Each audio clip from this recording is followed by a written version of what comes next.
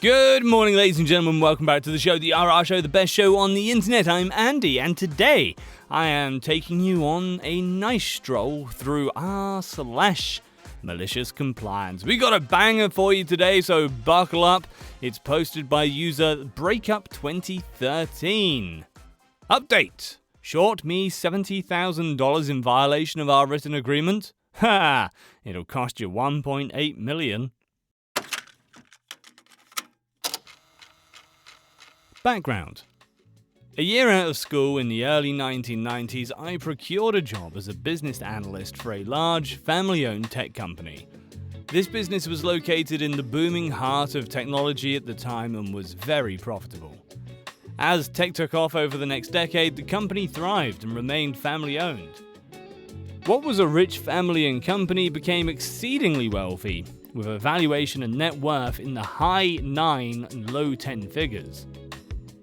The family that owned it was quite neurotic, very moody, and had a reputation as very ruthless and greedy when it came to financing, deal-making, employees, etc.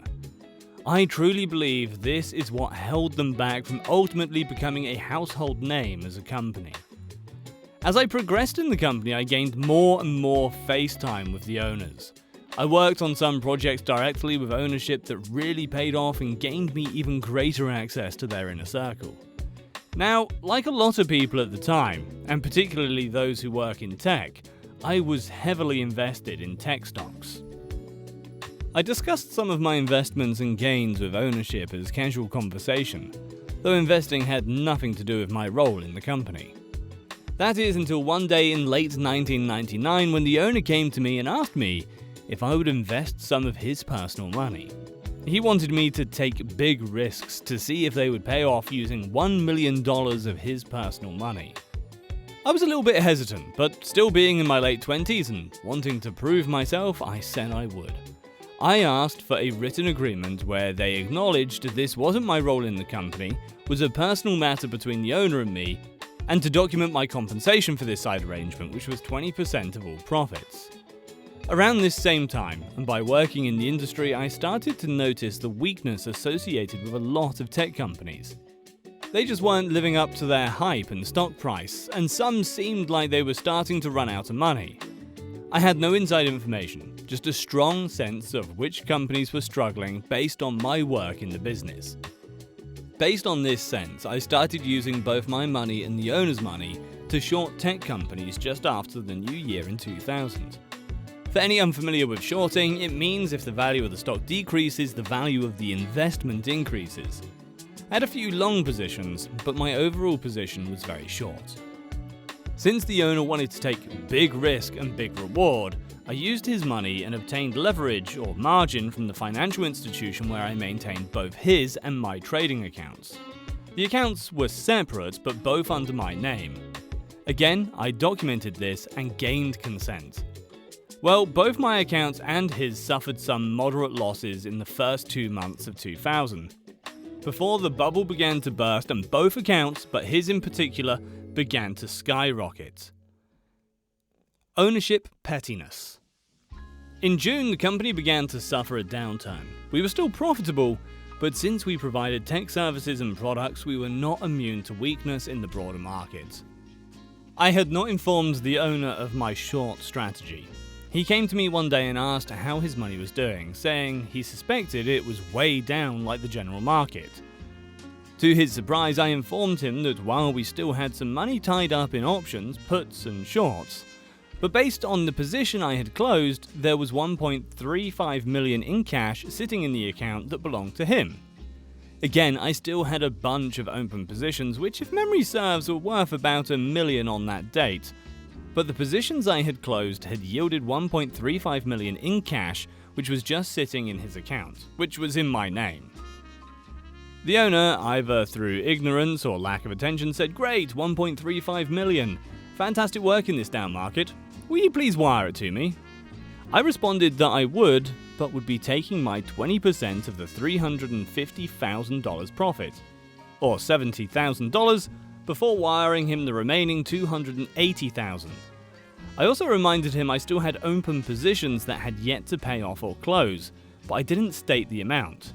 He once again appeared not to understand or comprehend the open position statement, but instead totally focused on and became incensed about my rightful claim to $70,000.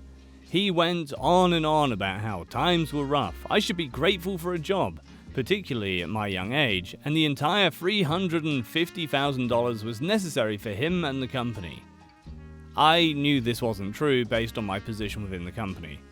Worse, this was my first time personally experiencing the greedy and corrupt nature that served as the basis for ownership's reputation. The revenge. Now comes the revenge. Since after 2 separate conversations the owner didn't seem to grasp that the open positions would yield at least some income, and thus additional profit, I decided not to mention it again. I sent him back the entire $1.35 million and continued to manage the open positions to the best of my ability. And here's the kicker. The owner never brought it up again. He seemed to think the $1.35 million payment was the entire value of the account and never understood or remembered that the open positions still existed. He never asked for records, tax documents, or any type of audit or financials. Given the fact that he was dishonest with me, I just didn't feel the need to disabuse him of that notion. Ultimately, after a bit more net gain, I covered all of the shorts and exercised all of the options, puts in this case, for an additional $1.8 million. I worked for the company for 3 more years, and the owner never asked about it during my tenure, after I gave notice, or since. I know this is a bit crass and even shady as fuck, but given his dishonesty with me over the $70,000, I felt justified in keeping the additional $1.8 million. I paid taxes on the gain, long-term cap gain, and went on my way with a fantastic nest egg.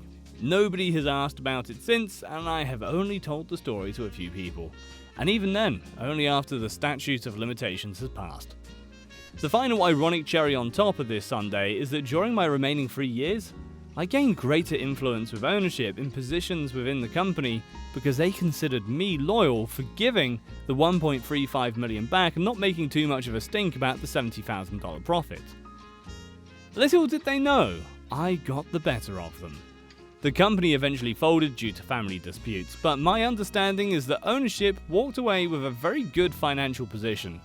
They likely could have been a much better and greater company had they not practiced the same dishonesty that they showed me with their vendors, clients, and employees. Thanks for reading, hope you enjoyed.